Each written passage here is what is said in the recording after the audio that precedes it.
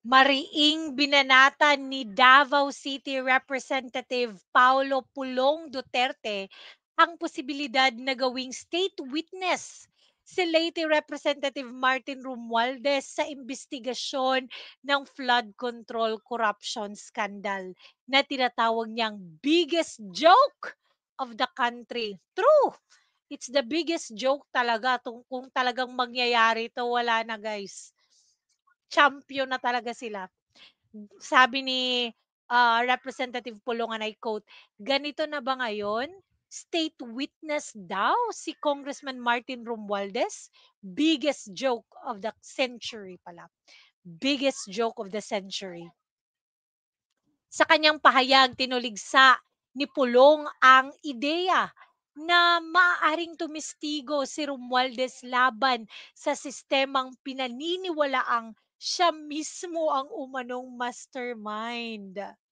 So sabi ni Pulong, "Gusto niyo bang sabihin sa taong bayan na yung taong nasa tuktok ng pondo biglang magiging state witness? Laban kanino? Sa sarili niya? Sa mga kamag-anak niya? Sa presidente?" 'Di ba guys? Sobrang ewan ko na lang talaga.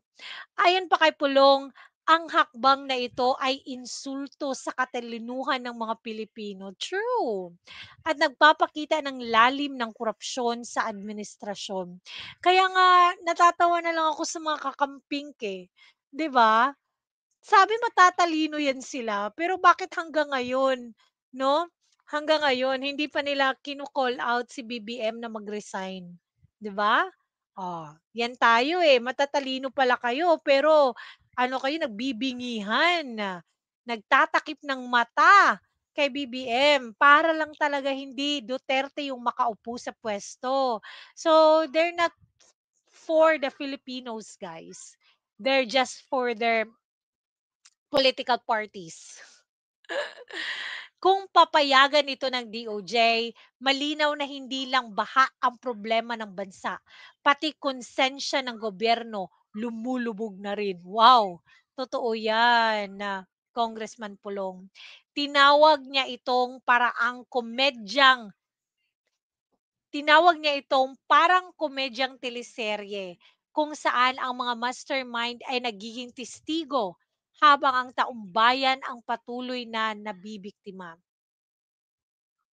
Ginawa tayong katatawanan sa buong mundo, hindi lang dahil sa laki ng korupsyon, kundi sa paraan ng pagtatakip ng mga nasa administrasyon. Totoo. Palubog na ang barko at mabilis itong lumulubog. Dapat may gawin agad bago tuluyang mawala ng pag-asa ang susunod na henerasyon. True. Ay, ano kayang magagawa natin guys kung nasa malayo tayo, kung may pera lang sana 'no, kung may barko lang sana, kung makikinig lang sana si ano yun, si Luis Chavez Singson na magpadala siya ng 10 barko dito sa Mindanao para makasakay naman kaming lahat. Makapunta diyan sa Maynila 'no? Grabe talaga. Mastermind state witness to himself. Sabi ng mga comments guys, "It's joke time, the greatest drama of the Philippines." Oo, ito na talaga, the greatest drama of the Philippines.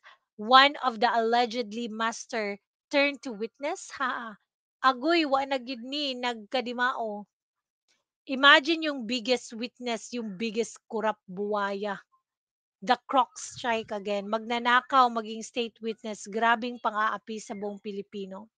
Martin Romualdez is so powerful. He holds the majority shares of some media companies. The only way to beat him is to put Sara Duterte in the presidency. Only in the Philippines, master to state witness.